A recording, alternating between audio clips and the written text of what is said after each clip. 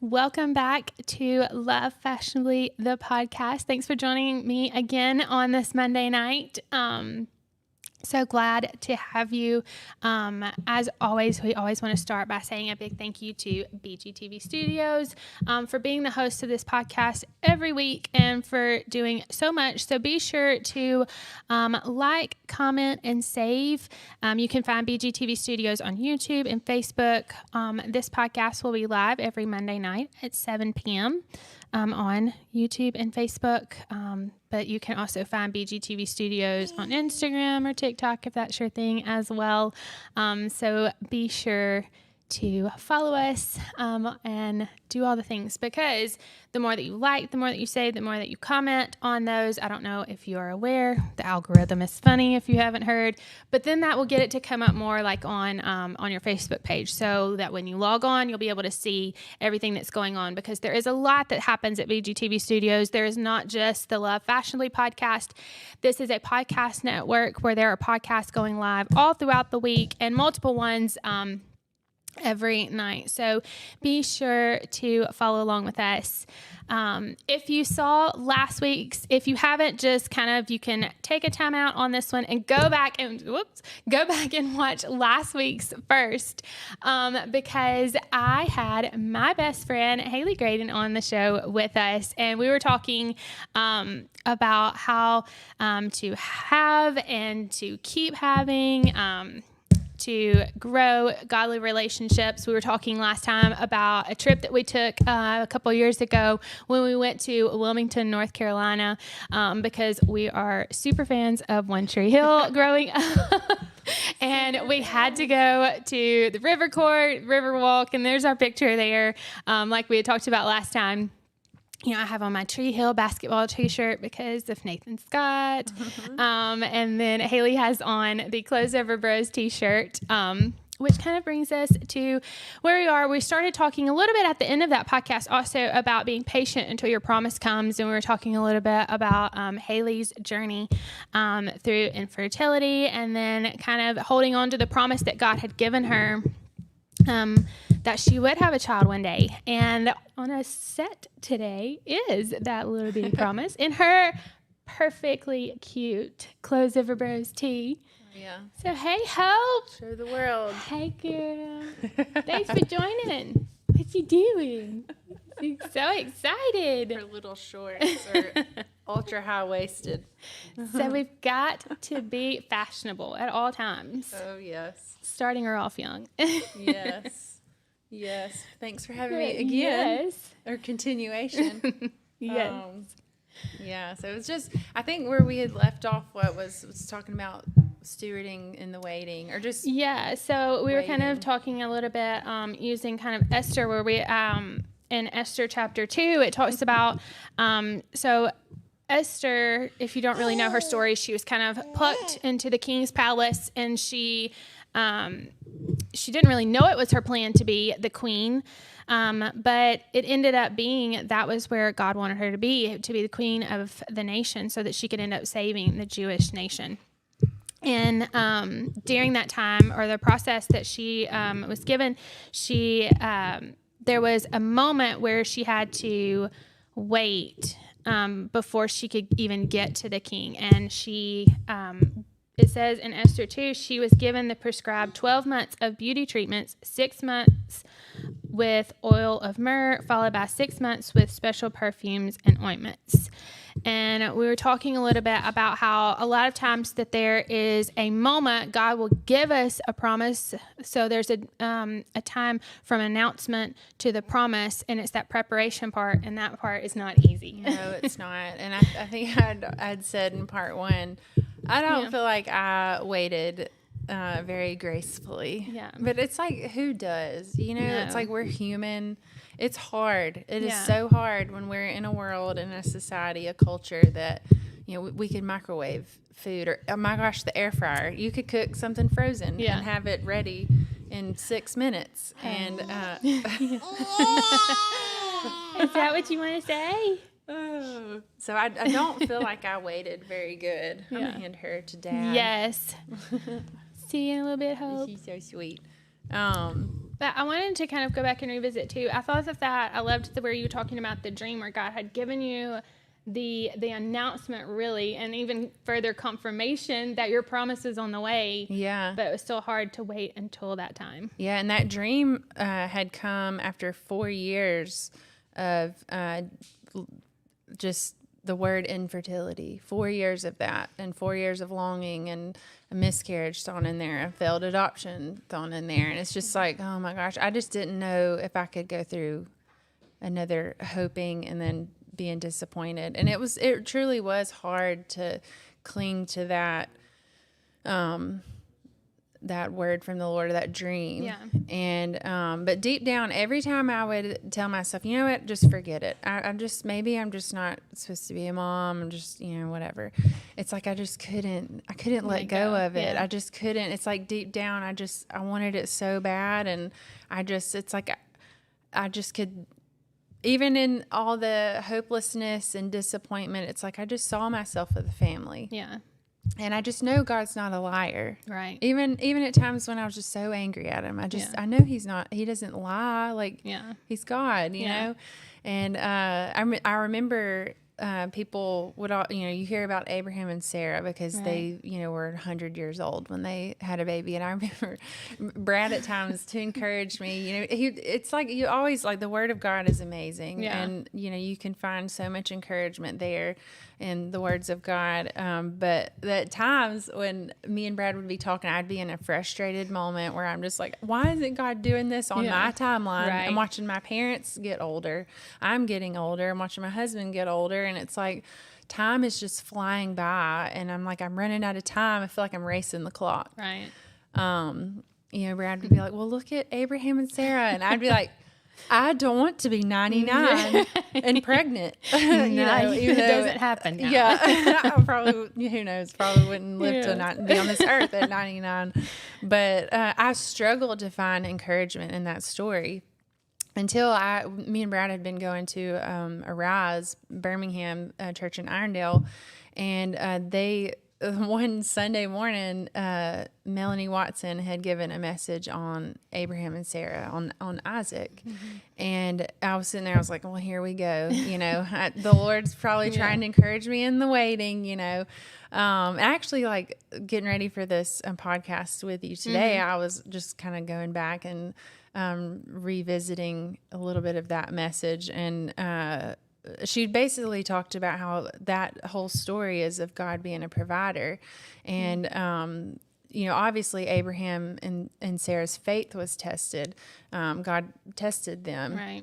But if you view the story as like a teacher student, well, and then Abraham's taking a test. Well, if he doesn't have enough faith, he fails and doesn't get Isaac. Right. And it's like, if you switch it up, God's a good father. Yeah. And he's a good teacher. Yeah. Like, he is there holding your hand, guiding you through every step of the way. She was basically talking about, he's not one to see, oh, you don't have enough faith, you fail, so you don't get this promise. He had already put the promise out there. He had already given Abraham and Sarah the answer. Himself the answer, right. But even further than that, like, just descendants that far outnumber the stars in the sky. Well, she had basically talked about how that whole story was God showing who he is. He is a provider. He is not a withholder. Right. Like, he's not one to withhold anything from us. Even if we don't see it, like, even if it's hard to hold on to the faith in that promise, like, God does not withhold. Like, that whole story was him, not only giving him his promised child, but the promised Savior, like the salvation for us all. Mm-hmm. Like, he was showing Abraham and all of his descendants that, I am going to send my son, whether or not you choose me or not. Like, he is providing a way, whether or not we would even ever choose him or choose that way. Yeah. And I just, oh my God, I left that Sunday just, Oh my gosh, I was just blown away. My mind was absolutely blown. It's like God was showing us who he is. We so many times can find ourselves in the stories, which is wonderful. I mean, I think that's a lot of the reason why we can just relate with a lot of the Bible characters, Right. but to go even deeper and to just find what is God trying to reveal in his character. Yeah. And that he's a provider. Right. Like he provides. So like good. what he says goes, and Yeah. what he says he will do. And anyway, so I just did not think that I still was struggling with hoping and believing, but after that Sunday I was like, it just wrecked me. And so I was like, okay, God, I'm just gonna give it to you. And we had actually been to I struggled with, I did not want to go see a fertility specialist, because if the people that are going to tell you, oh, you're infertile or you're dealing with this, it's like those are the people that would do it. And I was so afraid of that. It's like I wanted to at least keep the mystery of, well, maybe it'll happen, That fear of So the I unknown. I mean, we did everything, every test under the sun. Like I did the dye test to make sure my tubes were open, and I even had surgery, and thank the Lord I did. They found a bunch of things that they were able to remove, but even after that, it was months and months, and then we ended up getting referred to a fertility specialist because my doctor was like, well, we've done everything that we know to do. I know you're not excited about being referred here, but if you have questions, just call me. I can talk you through it. My doctor, so sweet. Anyways, we had a consultation, and me and Brad both went in just like down in the dumps, like here we are, like here we go who again. knows how long this is going to take. And that week we found out we were pregnant, and not a single we didn't do any special things. Like it's just God did it naturally. And and honestly, like even getting the positive test, I still didn't believe it. Like it's crazy. I literally, I guess going so many years with just longing and being so disappointed, I was like, okay, this isn't real. This isn't real. And then, going through loss, like it's like, oh God, what if this happens again? What do I do? Then all the what ifs and oh fear my God, and everything. Your brain just goes crazy. But it wasn't until like she started kicking and I could really feel her that I was like, oh my gosh, this is really happening. Like there's life inside of me. It's finally here. And and then now she's here, and I rock her every nap. I rock her every single night. And you know what? If she makes the slightest cry, I'm going to her to rock her, because I honestly, in my human mind, thought that I would never get to do this. And here I am. She has no idea, how much we longed for her. She will one day. Yeah. And so I don't know. I've been like sob fest. It's like I'm just overwhelmed with the goodness of God. It's been hard. Like, just because you get a promise doesn't mean, oh, it's going to be roses. And it doesn't fix all of your problems. No. Like just because you get like what God says he's going to give you doesn't mean that everything in your life is going to be perfect. Yeah. And I mean, we just live in a fallen world, and it's just life hits us, and you're tired. Sometimes you just don't would you feel even like say that sometimes it's more difficult? Yeah. Oh, absolutely. There were nights where I was like, I don't know what I'm doing. Like, I don't know what I'm doing. I don't know if I can carry on. And, it's like I would look at her, and she's just the tiniest little dependent on me for everything. And it's like God trusted me with this teeny tiny little life. And I don't know, it's like I would just you just muster up the little bit of strength you have to carry on no sleep, or when you're hungry, it's like if she's hungry, well, tough, go feed the baby, and then we'll eat later. But yeah, just to kind of go back and kind of touch on what she was talking about. So it was in Genesis 18. If you're not familiar with Abraham and Sarah, you may be. But something I thought of, and it was the verses from 11 through 15 where God gives it to her, and then it says that she laughs, and then she's like, no, I didn't. And God's like, no, you did. Yeah. Like, I can see you.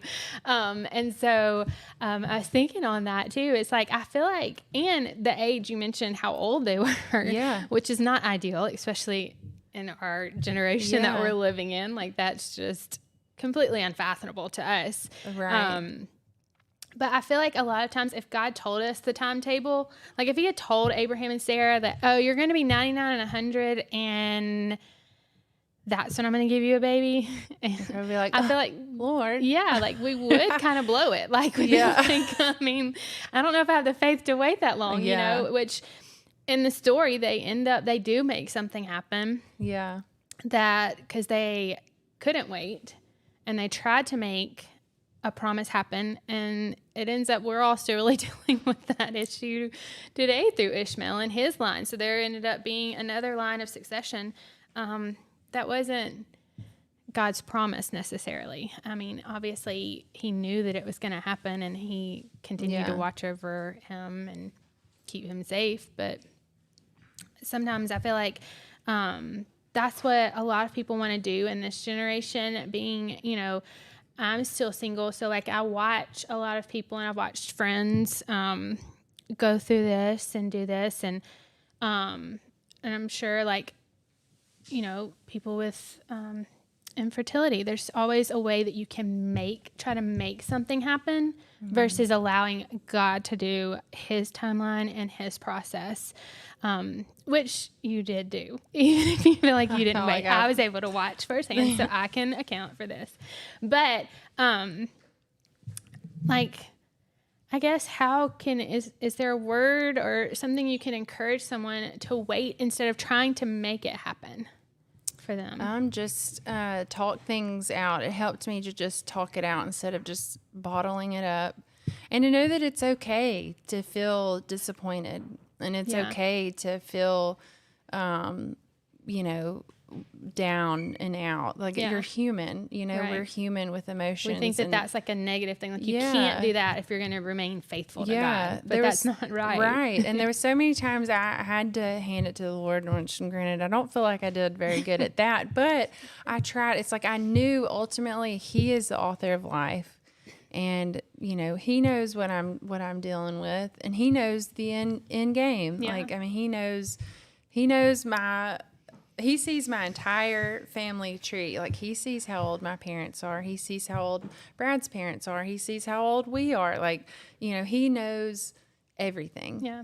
And sometimes it just helped to just give it to him and just, you know, I'm just going to trust the Lord. I might be messy at it, but it's the same way if she knows that she's going to eat, she starts getting hungry. It's like I can be en route to make a bottle and she's losing her mind. Right. And it's like she has no idea that, okay, hang on, I got to, like, you know, almost there. Mix it all together and get a bib and a burp cloth and, you know, all of that. Some things just take time. Yeah. And it's like it doesn't take me 5 seconds, right? But, you know, so.